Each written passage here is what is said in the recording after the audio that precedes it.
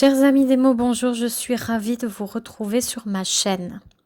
Il était question à la base de vous faire une vidéo bilan de mon année 2020, puis perspective de mon année 2021, comme je le fais depuis le début de la chaîne. Sur Instagram, je vous ai demandé si vous souhaitiez une ou deux vidéos et vous avez voté pour 2 vidéos. Toutefois, vous ne verrez pas mon visage. J'ai décidé cette année d'écrire 2 lettres. Écrire, c'est un grand mot puisque je suis là en face de mon dictaphone et je parle spontanément, comme j'ai pu le faire pour l'annonce de ma vie, mais aussi pour mes journaux de bord du camp NaNoWriMo avril 2020. Dès lors, j'avais envie que ces 2 vidéos ressemblent plus à des confessions. Petit avertissement, par conséquent, il y aura un ton par-ci par-là de douce, tendre et positive mélancolie. Je suis comme ça, je m'en excuse. Je suis tantôt triste, tantôt heureuse d'être triste. Quelqu'un un jour a dit que la mélancolie, justement, c'est le bonheur d'être triste.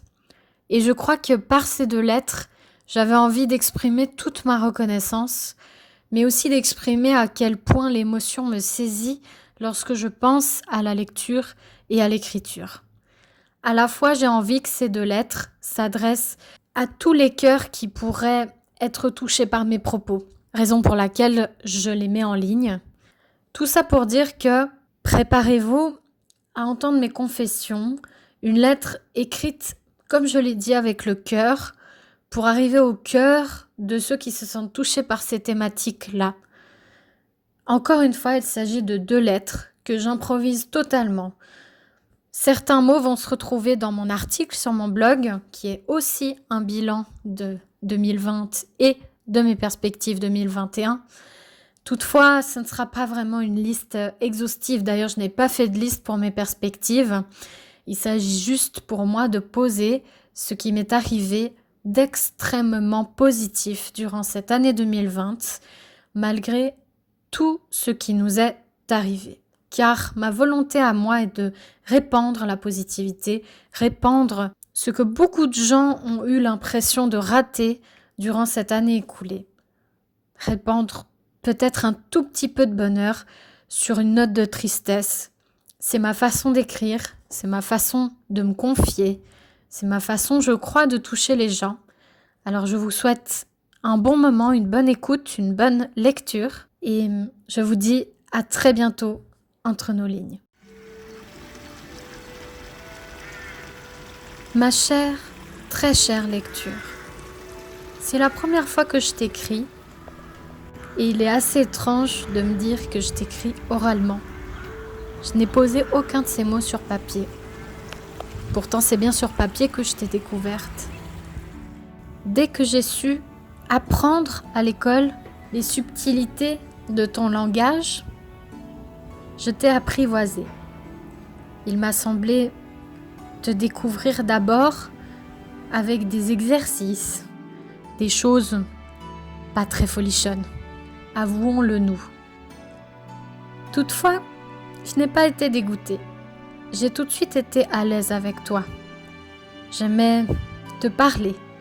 J'aimais sortir des sons à partir de tes dessins, à partir de ton âme, de tout ce que tu voulais me transmettre. J'ai vite compris que j'apprendrais beaucoup de choses avec toi. Dès lors, je me suis dirigée vers toi dans d'autres registres. Au-delà des exercices, au-delà de ta sœur et de ce qui me permettrait plus tard de m'exprimer à mon tour, j'ai voulu trouver en tes mots, en tes phrases, du réconfort. Je l'ai déjà dit dans ma vidéo Annonce de ma vie, que j'ai dû me battre très tôt. Je porte encore aujourd'hui des cicatrices que j'ai d'abord peu réussi à évacuer avec mes propres moyens.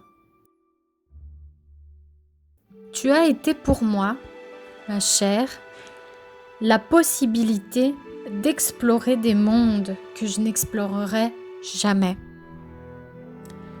Dans la vraie vie, partir en vacances n'était pas signe de jovialité. J'ai donc vite compris qu'entre tes lignes, j'allais trouver une sorte de voyage qui ne me lâcherait pas d'une semelle et qui me permettrait petit à petit de m'épanouir, de trouver refuge. Oui, c'est ça. C'est un refuge que je cherchais à travers toi.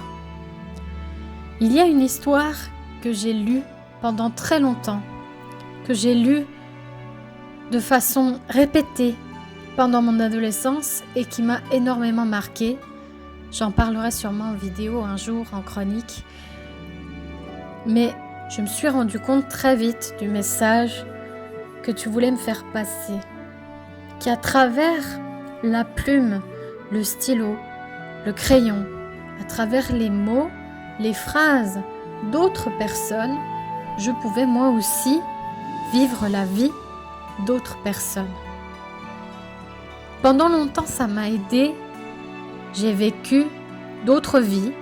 Je me suis retrouvée dans beaucoup d'histoires. Je me suis identifiée à beaucoup de personnages. Peut-être un peu toujours les mêmes, je l'avoue. Mais ça m'a aidée. Ça m'a fait fuir une bonne fuite, un bon refuge, sécuritaire, enveloppant. Beaucoup d'amour que je ne trouvais pas dans la vraie vie. Dans la vraie vie, les mots sont durs. Dans la vraie vie, ils n'étaient pas toujours faciles à entendre. Dans le silence des mots que tu m'as transmis, que d'autres ont voulu transmettre aux gens comme moi, j'ai trouvé des amis, des amants, des mondes, des choses, des événements que j'aurais voulu vivre, des héros, des personnes que j'aurais voulu être. Malheureusement, ça ne m'a plus suffi bientôt. Il a fallu que je me dirige vers ta sœur. Pardon pour cette infidélité. Surtout que elle est venue très tôt dans ma vie. Malgré tout, je tenais à t'écrire cette lettre parce que je me suis rendu compte en 2020 que même si jusqu'en mai, ta sœur a très bien su me contenter, au moment où j'ai reçu des nouvelles positives, des nouvelles qui m'ont dépassée, qui ont submergé toutes les émotions que j'ai jusque-là réussi à ressentir et à gérer avec le temps, avec le travail, avec les épreuves que j'ai endurées, eh bien, elle n'a plus fait le poids. Ta sœur, l'écriture, n'a plus fait le poids du tout face à ce flot d'émotions que j'ai dû apprivoiser. En septembre, après l'annonce de ma vie, après l'assimilation de ce qui allait m'arriver ensuite en 2021, j'ai eu l'immense besoin de te retrouver. Ma chère lecture, quel bonheur de me replonger en toi, de retrouver les plumes de personnes que j'avais eu la chance de côtoyer en 2019, mais aussi des plumes que je n'aurais jamais imaginé découvrir. Au détour du hasard, d'autres personnes ont voulu transmettre des messages et il était à ce moment-là le temps pour moi de te retrouver pour les rencontrer avec toi. Ma chère lecture, tu l'entends, c'est avec beaucoup d'émotion que je te dis merci, du fond du cœur. Merci, parce qu'avant d'écrire, je t'ai rencontré, tu as été là au début, à l'origine de tout, à l'origine de mon désir d'écrire, de transmettre. En lisant, en découvrant les récits que tu as permis aux autres de découvrir, d'écrire, tu m'as permis de trouver les miens. Tu m'as inspiré. Tu m'as inspiré beaucoup de choses, des choses parfois très difficiles à vivre. Parfois, tu m'as permis de me concentrer sur ce qui se passait dans ma propre vie, dans mon propre cœur, dans mes propres émotions. C'était dur, tu n'as pas toujours été sympa. À cause de ça, des fois, je t'ai laissé tomber, notamment pour l'autre. Mais cette année, je t'ai retrouvée. Je n'ai jamais autant lu qu'en 2020. Même à l'adolescence où j'ai trouvé tous ces récits, tous ces personnages, même au moment où ça allait le plus mal par le passé, nous n'avons jamais été si proches que cette année. Jamais je n'ai entendu autant de messages, autant d'amour, autant d'utilité publique, autant de sincérité, autant de fiction, autant de personnages. Jamais, jamais nous n'avons été si proches qu'en 2020. Et ça n'a rien à voir avec cette pandémie de malheur, ça n'a rien à voir avec le confinement, le semi-confinement, ça n'a rien à voir, strictement rien à voir avec tout ça, puisque même si j'ai été enfermée chez moi une partie de l'année, ce n'est pas à ces moments-là que j'ai le plus profité de toi. C'était à des moments beaucoup plus intenses, à ce fameux moment de l'année où c'est toujours difficile de penser à eux. Difficile de penser au passé. Alors j'ai pensé à autre chose. Sacrée lecture, tu m'entraînes toujours ailleurs. Est-ce pour m'aider à fuir ou est-ce pour me protéger? Ma chère lecture, ma chère, si chère lecture, merci. Merci d'être là. Merci aussi à ceux qui m'ont permis d'accéder à toi.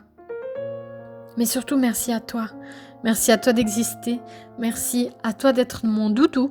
Merci à toi de me faire réagir, de me faire ressentir tout ce que tu veux, quand tu veux. Et quand tu décides de te présenter à moi, merci de choisir ce moment. Merci d'être à mes côtés. Merci d'avoir trouvé une place dans mon nouveau chez moi. Merci de m'appeler quand rien ne va.